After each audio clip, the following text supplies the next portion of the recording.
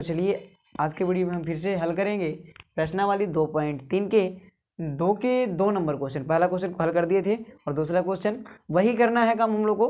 भागा दे करके दिख रहा है और अगर शेषफल 0 आ जाता है तो गुणनखंड होगा पहले बहुपद दूसरे बहुपद का, अन्यथा नहीं होगा। ठीक है, तो चलिए देखते हैं। क्वेश्चन आपको लिख दिया गया है और ध्यान से आप देखिएगा। भागा देने आपको आता होगा और भागा देने का भी 2 नंबर में प्रत्येक वर्ष पूछता है। ठीक है, आपको इस तरह से दे दिया जाएगा और भाग दे करके बोलेगा कि भागफल और शेषफल ज्ञात कीजिए। तो चलिए कोई बात नहीं, हम लोग सब सीखेंगे, ध्यान से देखिएगा।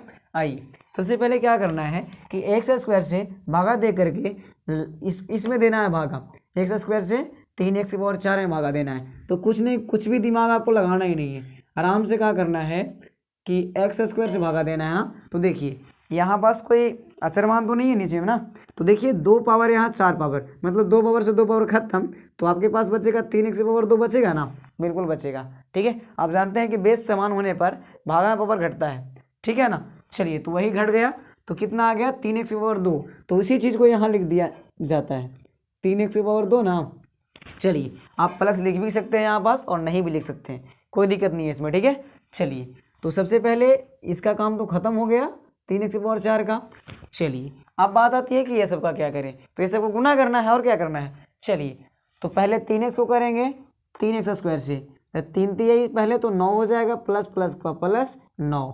उसके बाद में x है यहाँ x², तो x में x² से गुना करेंगे तो x⁴ यानी कि क्यूब हो जाएगा, है ना। चलिए उसके बाद में प्लस यहाँ भी प्लस यहाँ भी, तो प्लस हो जाएगा।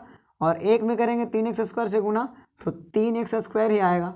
ठीक है, चलिए अब घटाते हैं, माइनस माइनस, क्योंकि घटाव में नीचे का चिन्ह चेंज हो जाता है। ठीक है, जो माइनस में रहेगा वो प्लस में, जो प्लस में रहेगा वो माइनस में हो जाएगा। चलिए तो ये दोनों तो आपस में खत्म हो जाएगा।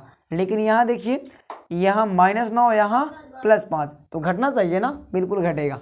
चलिए तो घटेगा तो कितना आ जाएगा -4x⁴ आ जाएगा। और उसके बाद में ये जुटेगा, देखिए क्योंकि यहाँ माइनस यहाँ भी माइनस है ना, तो जुटेगा। तो 7 और 3 कितना हो जाएगा -10x² हो जाएगा। और प्लस 2x का 2x लिखिए, प्लस 2 का प्लस 2 लिख देना है। इतना करने आ गया ना। देखिए यहाँ पास हम माइनस क्यों लिखे, क्योंकि बड़ा में माइनस लगा हुआ था इसीलिए माइनस लिख दिए। ठीक है, चलिए तो अब माइनस जो यहाँ पास चिन्ह रहेगा वही चिन्ह पहले यहाँ लिख दिया जाता है। ठीक है, तो माइनस है तो माइनस लिख दिए हम। चलिए अब -4x⁴ लाने के लिए x² से कितना में गुना किया जाए, तो गुना करना नहीं है, आपको भागा देना है। देखिए कैसे देना से, x² में अगर 2 है, यहाँ 3 में से 2 हो जाएगा तो कितना बचेगा 1, माने कि ये 3 खत्म हो जाएगा इससे, तो -4x खाली बचेगा। तो माइनस तो पहले से लिख दिए हैं, तो खाली 4x लिख दीजिए। ठीक है, चलिए पावर सिर्फ घटाए हैं, 3 में से 2 जाएगा तो कितना बचेगा 1 ही ना। एक पावर को खाली ऐसे ही लिख देते हैं, कोई दिक्कत नहीं ना। आई तो क्या हो गया, इसके बाद में 4x⁴ खत्म हो गया। ठीक है, उसके बाद में देखिए अब क्या करना है, तो दूसरे पार्ट से गुना कर देना है। यहाँ पर जो ही बचा है x² तो काम हो कर लिए हम लोग भागा दे करके, लेकिन इसमें से गुना कर लेना है जो आया उससे।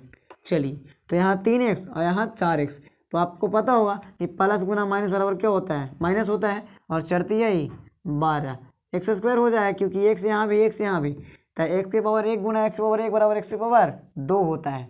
ठीक है, उसके बाद में देखिए प्लस माइनस क्या होगा, माइनस, प्लस गुना माइनस बराबर माइनस। उसके बाद में 1 में करेंगे 4x से गुना तो क्या हो जाएगा 4x होगा। ठीक, चलिए घटाइए, यहाँ भी प्लस। ठीक है, ये तो ख़त्म हो जाएगा। लेकिन यहाँ +12x यहाँ -10x² है ना। तो आप देखिए यहाँ पास अलग अलग चिन्ह है, तो घटाएंगे तो 12 में से 10 गया तो कितना बचेगा +2x² बचेगा। प्लस क्यों लिखिए, बड़ा होने के चलते, है ना। चलिए यहाँ प्लस हो जाएगा, क्योंकि दोनों में प्लस है तो प्लस ही लिखेंगे। 4 और 2 कितना हो जाएगा 6x, प्लस 2 का प्लस 2। ठीक है, समझ में आ रहा है ना, बिल्कुल आना चाहिए। आइए तो +2x² यहाँ है। अब बताइए तो 2x² लाने के लिए x से भागा देंगे, x² से x² खत्म, तो 2 बच गया ना। यही 2 को लिख देना है यहाँ पास, आपको लिख दिए। तो यहाँ 2x² की कहानी हो गया ख़त्म। अब 2 में कर लेते हैं 3x से पहले गुना, तो 3x करेंगे 2 3 6x, तो प्लस क्या हो जाएगा 6x। उसके बाद में प्लस 2 एकम 2, माइनस माइनस माइनस, इसे ही खत्म, इसे ही खत्म, इसे ही खत्म। मतलब शेषफल क्या आ गया 0 आ गया कि नहीं आ गया। तो ये भी पहले बहुपद का दूसरे, मैंने पहले बहुपद दूसरे बहुपद का क्या है गुणनखंड है। क्यों, क्योंकि भागफल जो है से 0 आ गया इसीलिए। ठीक है, तो आशा करते हैं ये वीडियो आपको अच्छा लगा होगा। तो मेरे चैनल को सब्सक्राइब करें, लाइक करें और शेयर करें। और तीसरा पार्ट आप लोगों को अपने से हल करना है, हम नहीं हल करने वाले।